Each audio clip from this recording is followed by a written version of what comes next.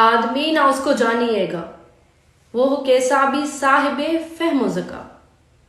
عیش میں جس کو خدا یاد نہ رہا، تیش میں جس کو خوف خدا نہ رہا۔ میں سندھ اور پاکستان کی بیٹی رباب۔ بلوچستان میں ہونے والے واقعے پہ لوگ میرا موقف جاننا چاہتے ہیں، اور میں نے بہتر سمجھا ہے کہ اس ویڈیو پیغام کے ذریعے میں اپنا موقف آپ لوگوں تک پہنچاؤں اور اس بے حس حکومت ریاست تک اپنا پیغام پہنچاؤں کہ یہ نظام اپنا چہرہ دیکھ لے کہ بیٹیوں کے ساتھ کس طرح رویہ رکھا جاتا ہے۔ یہ اگر ریاست ہمیں انصاف نہیں دے سکتی، ہمیں حق نہیں دے سکتی، تو یقیناً اس طرح کے واقعے بھی رونما ہونا یہاں پہ کوئی بڑی بات نہیں ہے۔ یہاں پہ انسانی جان کی بدقسمتی سے کوئی قیمت نہیں۔ اس طرح کے واقع ہونا میں سمجھتی ہوں کہ اس کا ذمہ دار بھی سردارانہ نظام ہی ہے۔ عورتوں کی جتنی بھی حق تلافی ہو رہی ہے، جتنے بھی زیادتیاں ہو رہی ہیں، آپ دیکھیں کہ سرداری نظام کی وجہ سے ہی ہو رہی ہے۔ کہیں نہ کہیں اس کے ذمہ دار سردار وڈیرے ہی۔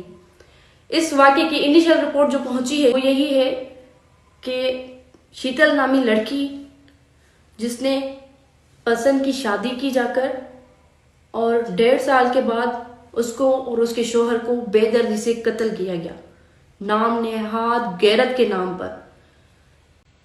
اس واقعے میں جرگہ ہوا تھا، کسی سردار کسی وڈیرے نے یہ جرگہ کیا، فیصلہ کیا کہ ان دونوں انسانوں کو قتل کیا جائے۔ ان کی وجہ کیا تھی آپ لوگ سب جانتے ہیں کہ نام نہاد غیرت۔ میں یہ سوال کرتی ہوں ان لوگوں سے کہ جو بیٹیوں کو جنم تو دیتے ہیں، بیٹیوں کو پال پوس کے بڑا تو کرتے ہیں، لیکن ان کو انسان نہیں سمجھتے۔ یہ کس طرح کی غیرت ہے کہ ایک بیٹی اگر اپنی خواہش ظاہر کرتی ہے، اپنی رضامندی ظاہر کرتی ہے، تو بھائیوں کی، بڑوں کی غیرت جاگ جاتی ہے۔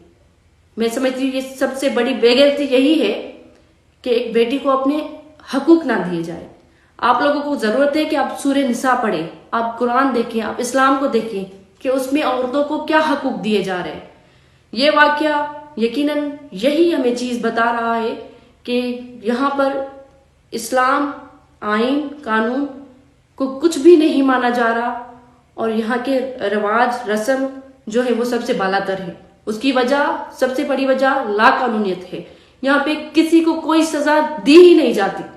اس کی وجہ یہی ہے کہ اس طرح کے واقعے رونما ہوتے ہیں، ہوتے آئے ہیں، اور میرے خیال سے ہوتے رہیں گے جب تک ریاست اس پہ کوئی کڑا قدم نہیں اٹھائے گی۔ تب تک میں سمجھتی ہوں اس طرح کے واقعات ہوتے ہی رہیں گے۔